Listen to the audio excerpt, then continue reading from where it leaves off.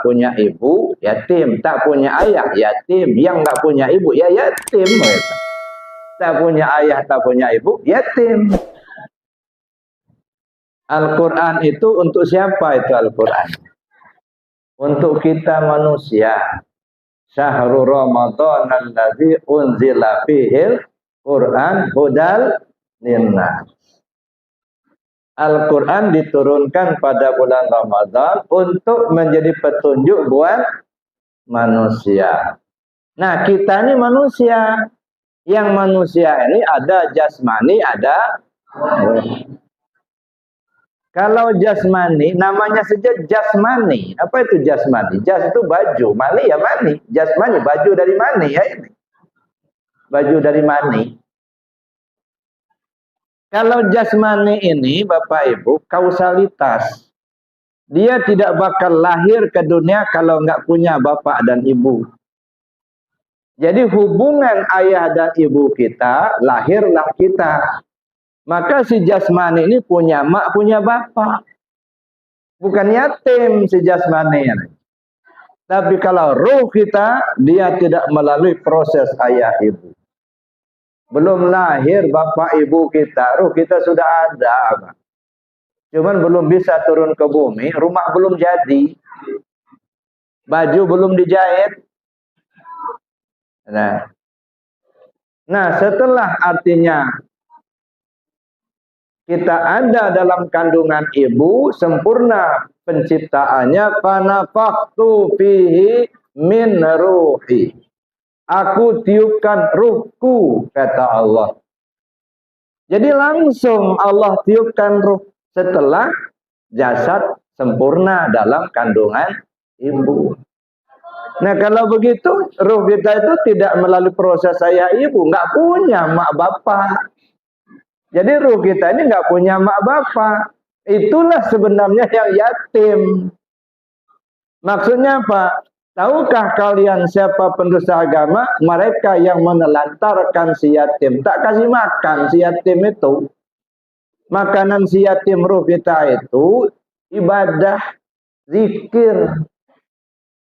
Ini ngaku beragama tapi ibadah kagak. Ibadah tidak. Katanya Islam, tapi sholat enggak, puasa enggak, zikir enggak. Ini namanya menelantarkan si yatim dirinya itu. Itu yang disebut pendusta agama itu.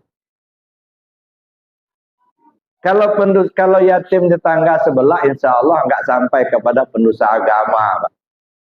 Ya. Misalnya begini, saya ambil contoh. Bapak, Ibu, alhamdulillah rajin sholat. Sudah haji, banyak sedekah. Zikir sering. Sholat tahajud nggak pernah tinggal. Gara-gara ada tetangga sebelah meninggal, dia ninggalkan anak masih kecil, namanya anak yatim. Lalu bapak nggak urus dia, nggak kasih duit dia, nggak kasih makan dia. Bapak disebut pendusta agama. Kira-kira mau apa enggak? Nah, jujur aja, bapak rajin sholat, bapak zikir, sudah haji, sering umroh, sedekahnya banyak. Ada anak yatim yang ditinggal bapaknya, meninggal, gitu ya. Anak itu masih kecil, anak yatim namanya. Bapak nggak kasih makan dia, bapak nggak kasih baju, nggak kasih belanja. Lalu bapak disebut pendusta agama. Dari hati kecil bapak ibu kira-kira mau apa enggak? Kayaknya susah menerima. Masa iya pendusta agama? Orang sholat kok. Orang sudah haji, orang umroh, orang banyak zikir, orang banyak sedekah. Nah, itu namanya fikih sosial.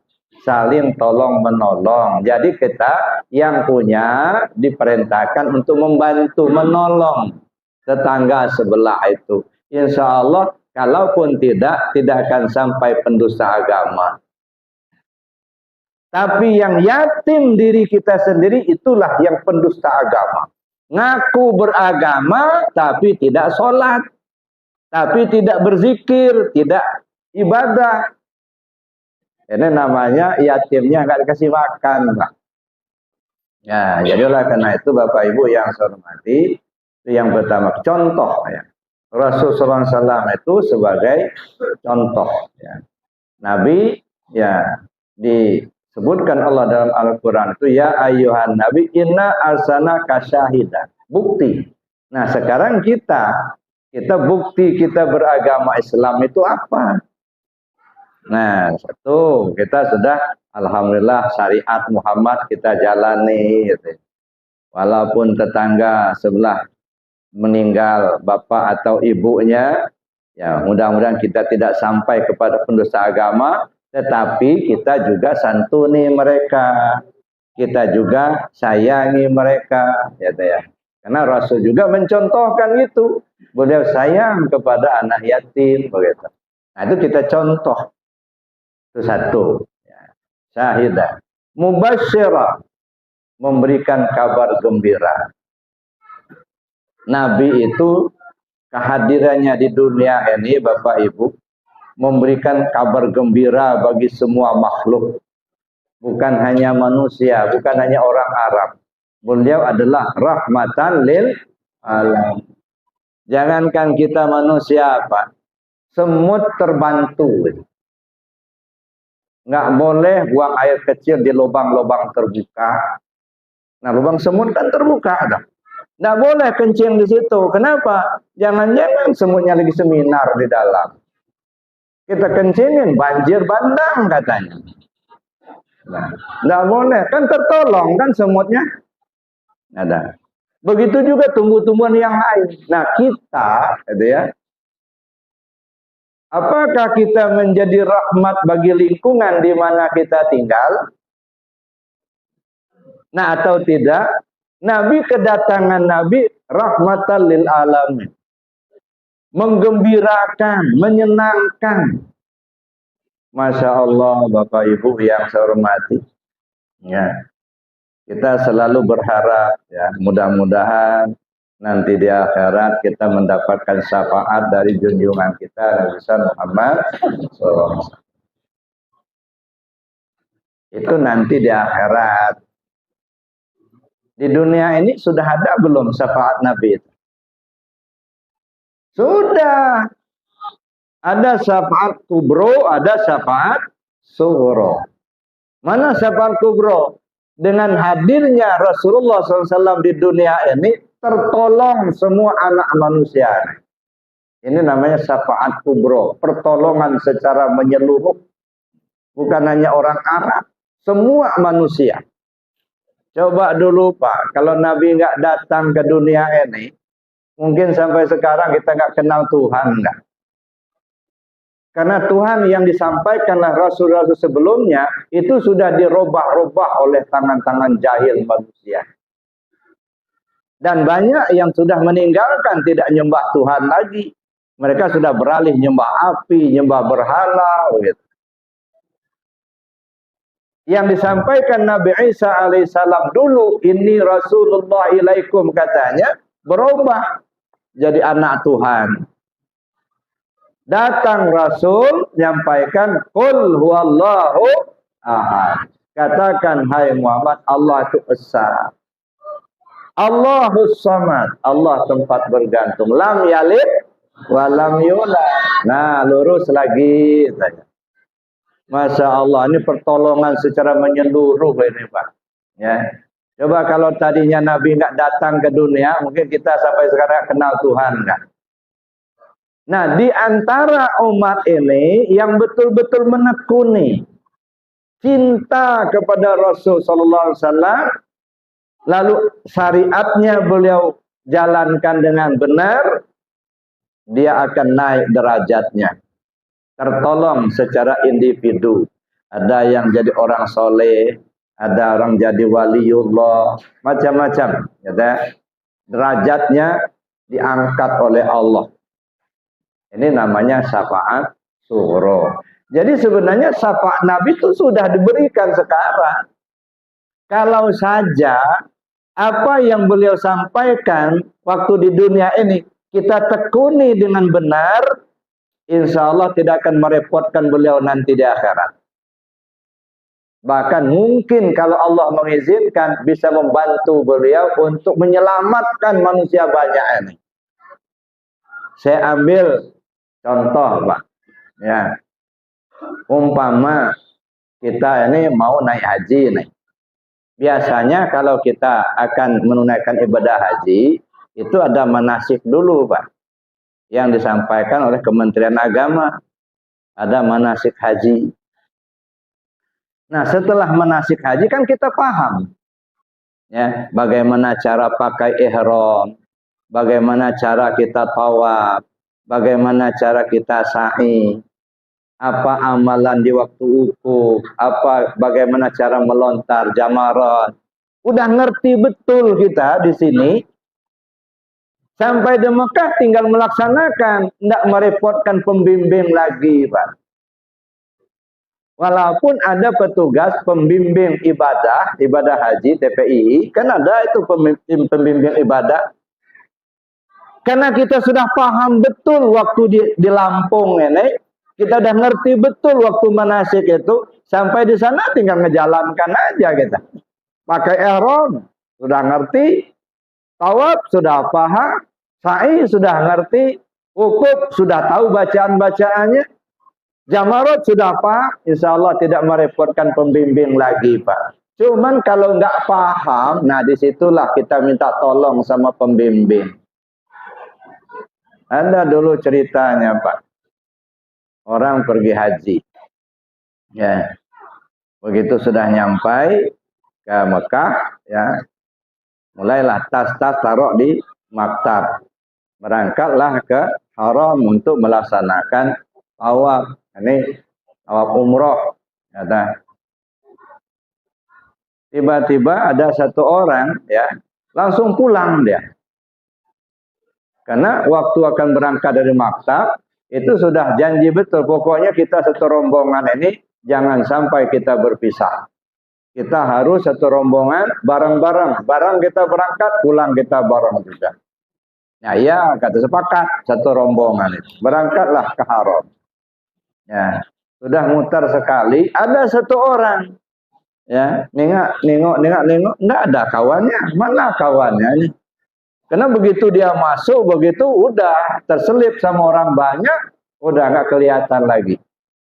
Karena kawannya nggak ketemu lagi, udah mutar 2 kali, kehilangan teman. Pulang dia ke maktab, baru 2 kali putaran. Pulang ke maktab, langsung pakai ihramnya dibuka, pakai pakaian yang biasa, tidur-tiduranlah dia. Lalu kemudian tidak lama setelah itu pulanglah rombongan. Begitu masuk, nah, udah duluan kamu pulang. Oh ya dari tadi katanya. Udah selesai tawafnya? Belum katanya. Baru 2 kali putaran. Terus, ya saya pulang aja karena nggak ketemu katanya. Kalau udah menghilang katanya. Saya pulang aja. Terus, ya saya ganti pakai ihram saya, pakai biasa katanya. Masya Allah.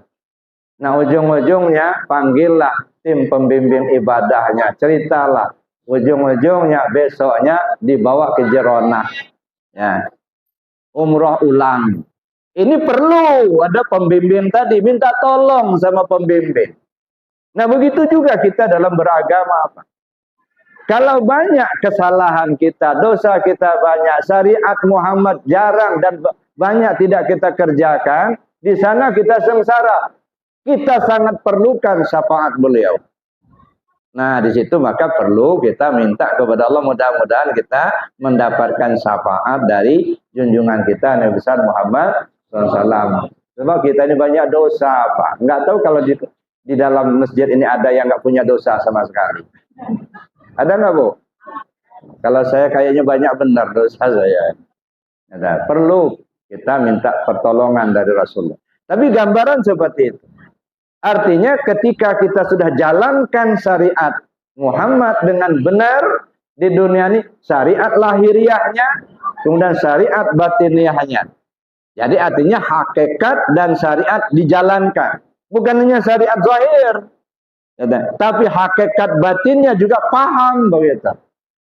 Ya, bukan hanya kita mencontoh bagaimana perbuatan lahiriahnya, tetapi bagaimana kita mencontoh ya batiniahnya juga. Kalau sudah sempurna, insya Allah selamat. taraktu fikum amrayni lan tadillu abada mastamasaktum bima kitaballah wa sunnata rasul. Kutinggalkan pada kalian dua petunjuk yang kamu takkan tersesat selagi kamu berpegang kepada kedua petunjuk itu, yaitu Al-Quran dan Sunnah Rasul. Nah, jadi Bapak Ibu yang saya hormati, itu yang kedua. Ya, syahidah basir. Nah, kita menjadi bukti, kemudian kita juga memberikan kegembiraan buat lingkungan kita. Pakailah ilmu tawon, Pak. Pakai ilmu tawon. Gimana ilmu tawon? Coba perhatikan tawon. Tawon itu kalau dia sudah menetap di satu tempat, pantang berpindah sebelum dia mengeluarkan madu. Nah, bagaimana kita mencontoh itu? Dimanapun kita berada, tidak akan pernah kita meninggalkan tempat sebelum kita memberikan kebaikan-kebaikan buat lingkungan kita. Satu. Yang kedua, tawon itu, Pak, di mana dia hinggap, tak pernah ada ranting yang patah. Sampai sekarang belum ada beritanya tawon hinggap ranting patah.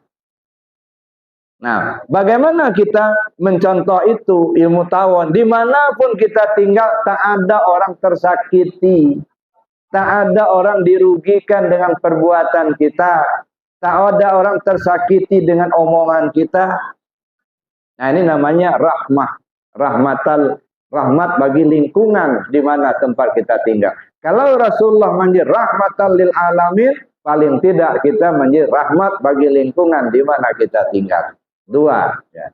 Yang ketiga, nazira, memberi peringatan-peringatan.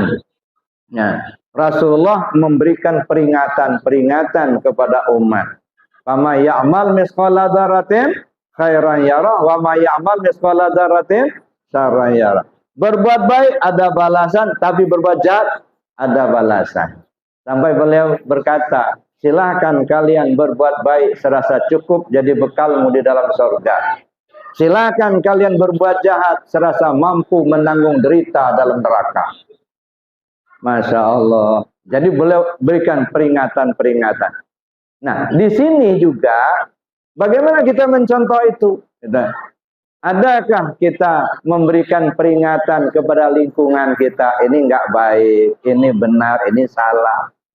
Jadi bukan hanya mementingkan diri kita sendiri, tapi bagaimana kita memberikan peringatan kepada orang-orang yang tidak menjalankan syariat Allah. Kita ajaklah mereka itu. Jadi Bapak Ibu yang saya hormati, itu yang ketiga. Wada'iyan ilallahi bi'iznih, ngajak orang berbuat baik. Tapi ada catatan, Pak. Bi'iznih, dengan izin Allah. Tugas kita menyampaikan. Kalau Rasul menyampaikan, adakah ini kita contoh prinsip ini? Kita sebagai orang Islam, sudahkah kita mengajak orang menyampaikan ajaran agama Allah? Balighu anni walau ayat. Sampaikan dariku, kata Nabi, walaupun seayat. Tidak perlu harus nunggu kiai dulu, Pak, baru berdakwah, Pak. Ya. Kita berdakwah ngajak orang menyampaikan kebaikan semampunya kita. Ya, mampu kita menyampaikan satu ayat, mungkin kita ngajarkan anak-anak alif bata. Mungkin kita bisa mengajarkan kepada orang lain tentang bagaimana cara berumah tangga yang baik dan lain sebagainya lah. Semampunya kita. Jadi wada'iyan ilallah bi'izni wa sirajan munira. Ya, jadi mengajak orang berbuat baik tapi dengan catatan, dengan izin Allah. Kenapa harus izin Allah? Kalau kita berhasil ngajak orang, jangan sombong, Pak. Itu bukan keberhasilan kita, tetapi karena Allah beri petunjuk kepada yang bersangkutan. Kalau kita ngajak orang nggak mau ngikut, jangan pula frustasi. Kenapa? Itu bukan kegagalan kita, tapi Allah belum mengizinkan untuk beri hidayah kepada yang bersangkutan. Nah, contohnya Bapak Ibu yang saya hormati, sering saya sampaikan. Ya, kata Nabi sallallahu alaihi wasallam, ya, jaddidu imanakum. Perbaharui iman kalian. Lalu sahabat tanya, kaifa nujaddidu imanana ya Rasulullah? Bagaimana caranya kami perbarui iman kami ya Rasul? Apa jawab Rasul? Faksiru bizikri la ilaha illallah. Kalian mesti banyak-banyak sebut la ilaha illallah. Ini perintah Rasul. Jadi artinya kalau ingin memperbarui iman, salah satu caranya perbanyak zikir la ilaha illallah. Nah, sudahkah ajakan ini kita turuti? Kita sudah sampaikan, ini dasar hukumnya, ini ayatnya, ini hadisnya. Seringkali kita gemar